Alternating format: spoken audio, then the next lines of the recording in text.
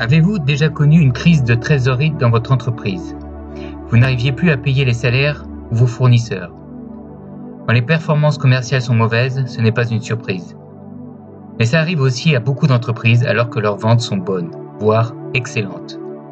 Alors pourquoi ces entreprises manquent-elles de cash à un moment donné? Tout simplement car elles manquent d'éducation financière concernant la notion de cash flow ou de trésorerie. Les entreprises qui rencontrent ce type de problème sont pour la plupart focalisées sur leur compte en banque au jour le jour.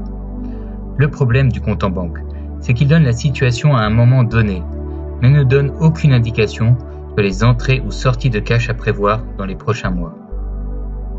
Quant au rapport de cash flow inclus dans vos états financiers, il indique une situation passée et dans un format que seuls les comptables peuvent comprendre.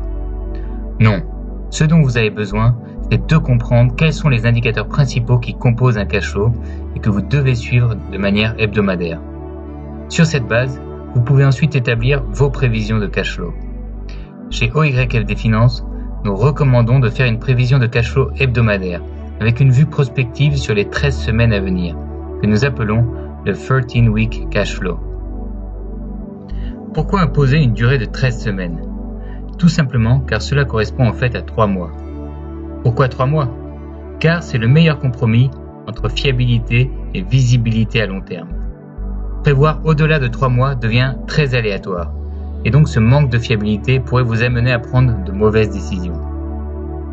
Cela n'empêche pas de faire des prévisions de cash flow mensuelles, sur une année ou plus, si votre organisation a la maturité nécessaire ou si vous devez faire d'importants investissements prochainement.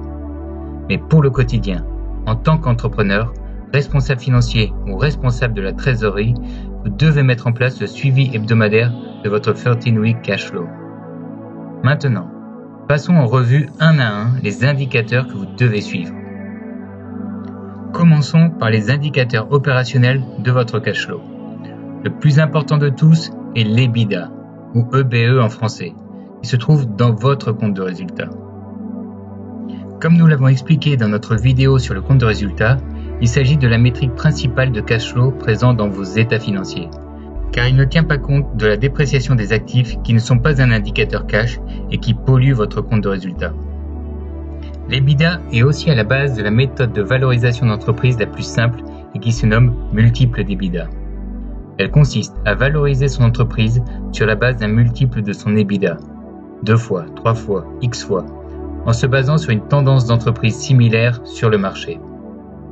Par exemple, si votre entreprise a un EBITDA de 100 et le marché indique que les entreprises de votre secteur se valorisent en moyenne à 5 fois l'EBITDA, sur la base d'achats ou de cessions d'entreprises passées dans votre même secteur d'activité, alors vous pouvez grossièrement estimer la valeur de votre entreprise à 500.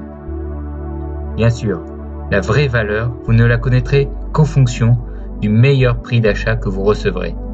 Avant, ce multiple d'EBITDA est juste théorique, chaque entreprise étant différente. Le deuxième indicateur clé de votre cash flow correspond au CAPEX, qui veut dire en anglais Capital Expenditure, qui peut se traduire en français comme dépenses d'investissement. Il s'agit des achats d'investissement que nous allons pouvoir mettre au bilan plutôt qu'au compte de résultat, par opposition aux dépenses d'exploitation classiques, appelées aussi OPEX, qui vont se retrouver, elles, dans votre EBITDA. La comptabilité sépare en effet les achats en 2 catégories. Ceux liés aux opérations courantes, qui doivent être enregistrés directement en dépenses, et ceux d'investissement, qui vont être utilisés sur une longue période de temps. Il s'agit principalement de tous vos actifs immobilisés, comme les immeubles, machines, voitures ou logiciels. Ceux-ci font partie des actifs de l'entreprise qui ont une valeur sur le marché et que vous pouvez revendre. Vous allez les déprécier sur plusieurs mois dans votre compte de résultat, suivant les normes ou règles fiscales en vigueur dans votre pays. Le CAPEX n'étant pas clairement identifié dans votre bilan, il faut donc le reporter manuellement en dehors de vos états financiers. Enfin, le CAPEX, qui est un élément cash, remplace dans le cash flow la dépréciation des actifs de votre compte de résultat, qui lui est non cash. Le troisième indicateur principal à faire partie de votre cash flow est le BFR, ou besoin en fonds de roulement. Il correspond au décalage de trésorerie entre vos encaissements clients et vos décaissements fournisseurs ou salariés. Car entre le moment où vous achetez vos marchandises, les stocker, trouver un client à qui les revendre et encaisser l'argent de cette vente, il peut se passer plusieurs mois. Et entre-temps, il faut aussi payer vos employés. A l'inverse, vous pouvez peut-être encaisser directement l'argent de vos clients et payer vos fournisseurs avec 1 ou 2 mois de décalage. Vous avez alors probablement un excédent de trésorerie temporaire. Cette notion de BFR, quand elle est mal comprise ou estimée, comme annoncé au début de la vidéo, fait qu'une entreprise peut se retrouver à court de liquidité malgré de bonnes performances commerciales. Pour bien illustrer pourquoi une entreprise doit maîtriser son BFR, nous avons la citation suivante chez OYFD Finance. Le BFR est comme votre régime. Si vous ne le maîtrisez pas, il peut vous tuer. Dans vos prévisions de cash flow, vous allez donc devoir estimer vos mouvements hebdomadaires d'encaissement et de décaissement. Pour votre 13-week cash flow, nous conseillons de subdiviser le BFR en ses principales catégories, c'est-à-dire vos comptes clients, vos stocks, vos comptes fournisseurs, vos comptes TVA, enfin vos encours de charges et revenus opérationnels et vos autres comptes de BFR non opérationnels tels que les dettes au personnel. Pour vos prévisions de cash flow mensuelles, vous pouvez pour simplifier n'avoir qu'une seule ligne, celle du BFR global. Car comme expliqué, à plus de 3 mois, il est difficile d'estimer une valeur fiable et précise de son BFR. On va plutôt indiquer une tendance générale, à la baisse, à la hausse ou stable, en se basant sur l'historique. L'indicateur suivant à représenter dans votre cash flow correspond au paiement de vos impôts non opérationnels. Ceci exclut donc la TVA, qui est incluse dans votre BFR pour rappel. Il concerne donc principalement l'impôt sur les bénéfices. Beaucoup de gens, pour faire simple, prennent l'impôt présent au compte de résultat, mais il n'est pas toujours à jour et surtout il peut être décorrélé des décaissements ou encaissements réels si l'entreprise est soumise à un impôt différé.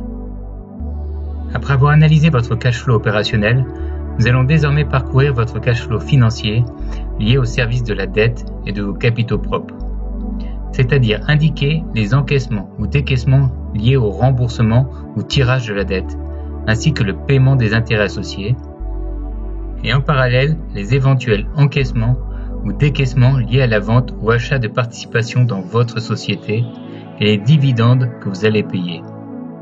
Ce que vous obtiendrez par différence correspondra à votre mouvement de trésorerie en banque sur la période. Trouvez ci-dessous 2 exemples de tableaux à la semaine ou au mois de suivi de cash flow tels que nous les préconisons chez OYFD Finance. Si vous êtes entrepreneur, demandez à votre comptable ou fiduciaire de vous fournir votre 13-week cash flow toutes les semaines.